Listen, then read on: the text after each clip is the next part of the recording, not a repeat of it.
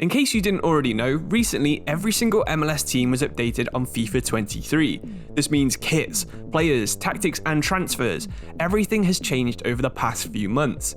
As always, I still fully agree that the MLS and all of its little quirks make it the best league on FIFA to use when you're bored of Europe. But if you're not sure on how to actually recreate all of the unique features the MLS has inside FIFA, stick around to the end of the video where I'll share all the little things that I do to help you out.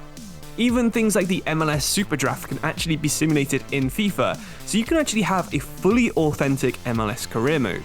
So, why do I think the MLS is the most fun save on FIFA? No matter what you enjoy doing, you can do it in the MLS. You have 2 fully licensed competitions with the MLS Cup and the US Open to try and compete for. You have a super balanced league where you can realistically win the Cup or the league with any team, and you have a ton of big name players in almost every squad that you'll have heard of. Don't get me wrong, I also enjoy saves in Poland and Norway with similar level of teams.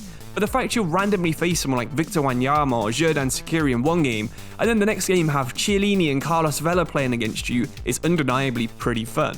If you're a fan of another American sport, say the NFL, the NBA, NHL, or even some women's soccer teams, you already have the perfect base to set up a creator club team. If you're a cricket fan in Europe, it's hard to translate that into football. Same with other European sports like Formula 1. The NFL instantly gives you kit ideas, stadium names, a location, and even a fan culture that can really make Creator Club in the MLS probably the best league on the game to actually do them in. Combine this with the fact that almost every city in the USA is famous for something, and you can instantly get immersed in your save. You might create an MLS team based in Las Vegas. Everyone knows about the casinos, so you might sign some players who would enjoy that kind of environment. You could also go the exact opposite way and maybe use some of the casino's strategic minds to base your signings about Moneyball and take some risks with some unwanted players. Staying on the topic of signings, you can also realistically sign almost any player in the world once they turn 31. Sure, players like Neymar, Kane and Messi might be off limits until they get a little bit older, but even slightly younger players than this who are on the decline, players like Dele Alli and Jesse Lingard, are realistic signings for basically any team in the league. From an outsider's perspective, there's also this feeling that certain nationalities are better in certain areas of the country. Spanish-speaking players might prefer a team in Florida or California, French players might move to one of the 3 Canadian teams, while Mexican players might prefer teams that are on the state borders with Mexico. This means each team can have a certain focus on a type of player to make things feel different. You could base this on the city or the state. You could do a save where maybe you try and make LAFC fully Spanish speaking, while in another, you sign only English speakers at New England. Because these nations play in such a different way, both of these saves would be totally different styles of football, and I think both very fun ideas. While you do have to create the rules off the field yourself, the MLS does have the legitimate graphics package that you'd see on TV. In my opinion, it doesn't look amazing compared to some of the major European leagues, but it's still nice to have in your FIFA career mode save. Now don't get me wrong, the league isn't all perfect. It still suffers from a lot of the same annoying things that other leagues will on FIFA. It could be better if they added the United States Soccer League, which is the 2nd division of soccer in the United States. While of course the MLS doesn't have promotion or relegation in real life, the clubs from the USL do actually produce some decent players and would also be in the US Open Cup. Lots of these teams can actually get quite far in this competition and will regularly beat MLS teams in the cup. The Canadian Premier League would also be a really good addition because it would make Canadian MLS teams more fun with more Canadian players to scout. While of course we can scout young academy players with our youth scouts, having a separate league where we can pick the best of the best from fully grown players would be massive. Canadian teams could also be added to the CONCACAF Champions League if that was ever added to the game.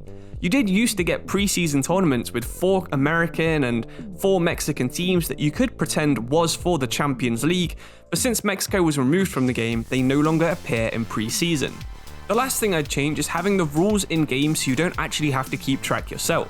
Having something like a salary cap tied to the finance pages would not only be a boost to the MLS, but you could change it to be financial fair play in Europe or salary caps in League 1 and 2 where they're only limited to a certain amount of their income.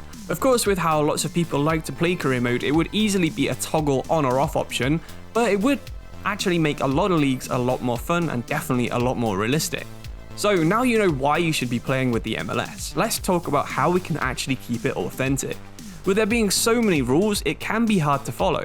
So if you're struggling to follow what I'm saying, check out the video's description where I'll paste the full list of all the different things that I do for my FIFA career mode saves. So let's start with the salary cap.